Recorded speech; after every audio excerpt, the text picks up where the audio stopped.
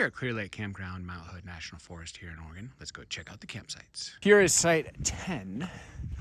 This is a pretty decent one. Good parking. Just because of the way it's nestled in here, it's a little farther away. Yeah, you got 9 there, 7 and 8. So I'm not claiming this is the most private campsite in the world, but so here's your picnic table, here's your fire pit. It is nice having this canopy between you and 8. Gives you a little bit of privacy. And then see straight ahead, that's the piece de resistance. You have your own private side trail down to Clear Lake. Good spot for your fire pit beneath this massive old growth, probably Douglas fir. And then you've got good canopy for summer as far as shade, hanging out at the picnic table, and then private access to the lake. Obviously the lake shoreline is going to be busy, but you have direct access to it. So 10's pretty good. Here's your little parking. You got lot lines, you got 9 over there and 8 there and 7 over there. So not a dream site, you know, by itself around a corner, but serviceable. Here's site 11. You got your own driveway. Do have site 12 across the way, but the picnic table is back a bit, so it's good for privacy lines. So this is an outer site, not an inner site. So it's not fishbowled, it's next to your feature, which is Clear Lake straight ahead. Here's your picnic table, here's your fire pit. There's nobody straight ahead. From here, it kind of looks like a campsite, but it is not. There's a community trail on the other side of this forest area, but there's nobody over here. So this is the only one on this particular side of Clear Lake. Of course, you've got your trail, side trail for campsite 11 down to Clear Lake Shoreline, your piece de resistance. And you got your picnic table, you got your fire pit. 12 is up there, recessed away to the point where it's decent privacy lines. I will say this, you see that little infrastructure edifice right there, that is the water pump. So you got the water pump right there. People will be coming to the water pump and they kind of get a straight shot to your campsite. That's a little privacy ding, but considering there's no other campsites really up in your business and that you have your own private access to Clear Lake Shoreline. Here is site 21. You've got your own driveway. I'll point out, got a water pump. That's cool. If you come up here and park your vehicle somewhere in this range. So this is a pretty cool forest, I gotta say. I'm pretty impressed by this. Pretty good lot lines. Like there's a picnic table straight ahead, so you do have those people, but come up here, you got your picnic table, you got a bathroom over there, picnic table over there, but beyond that, look at this forest. This is another one of these like 16, I'd say 21's a lot like 16. You can put your tent up here, kind of shade into the forest as much as you can, no pun intended. Especially you got kids who just kind of want to run around and scream in a forest. Please don't scream, that's mean to the other campers, but you get the idea. Have raucous play in the forest.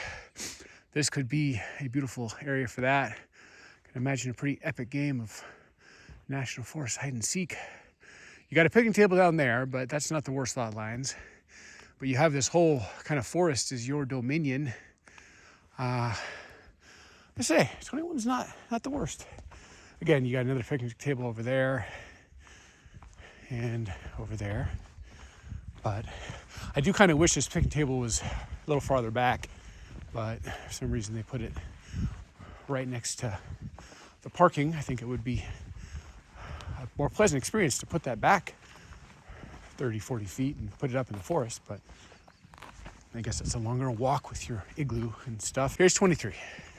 Park right here. And picnic table, fire pit. You got 22 over there, and you got another one, looks like straight ahead, that picnic table. So here's pretty good canopy, I gotta say. I'm over here, I just felt like the sun was non-existent. So this one's got great canopy cover. Another forest play one. You're right next to the bathrooms. That's convenient if you want to use the Komodo lot, but maybe a slight privacy ding if you don't want people walking over to your site constantly.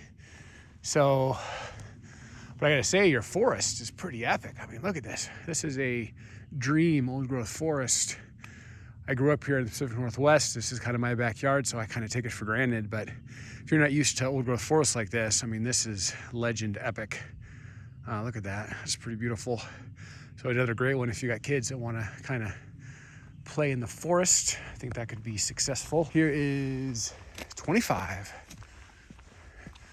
Another outer ring forest, old growth forest play. Got your own little driveway here. And around here, got your bathroom over there. And here's your picnic table and your fire pit. So this is kind of up in the forest a bit. You do have a picnic table right there, straight ahead. So you got somebody over there. But this is up in the forest. Another one of these forest plays. Pretty decent. I kind of like this outer ring for the forest aspect. 16 on this side. Got its driveway, which is nice. So probably the best part of this one is that it's up against the forest. It's the opposite side of Clear Lake. So if you're here particularly for the Clear Lake aspect, that's not what you're looking for, but there's 17 by the way, so that's not great privacy line. So you got 17 and you got 16. So if you just kind of want to be up against an old growth forest, you're less excited about the lake, you just happen to be camping at a lake, then this could be a spot for you. The cool part about this one is you camp here. Look at this forest access. This is basically the edge of the campground. So this forest kind of becomes your domain. Pan around here, look at this. So that I like. If you kind of want to have a old growth forest playground, then 16 is a pretty good site. So I said 17 is right there. So not the best sight lines for privacy, but pretty good for a forest play. If you got little kids and they want to just come out here and kind of play adventure, then 16 could be pretty good. So trying to look at the positive and negative of each site. I would definitely take a site like 16 up against the edge of the forest over one of the fishbowl inner ones that have really nothing going for them. Here's site 17. Kind of share this driveway with 16. Here's the site for 17. You got your picnic table, you got your fire pit. You're up against the back of the forest. So if you have like kids who want to go play in the forest, that could be cool. You share this driveway with 16. I think as far as a forest play, 16 is better situated. Look at that. Than 17. Although getting 16 and 17 together as a group thing, if you got a bunch of kids that want to take over a section of the forest and have their adventure, then 16, 17 could be a good play. Again, this is the opposite side. The lake is down there. So trying to be creative here with my thinking, you take over 16, 17, or just 16, and then you can go down to the lake with your family and then come up and the kids can play in the forest. That could be good. I could see that being a W. Okay, so you got 4 parking and 5 parking. Got the restroom and the garbage right there. So 4 and 5 are set up to be besties. Essentially one block, 2 campsites like conjoined twins. So let's come down here. There's the picnic table for site 4 and the fire pit. And here's a picnic table and the fire pit for 5.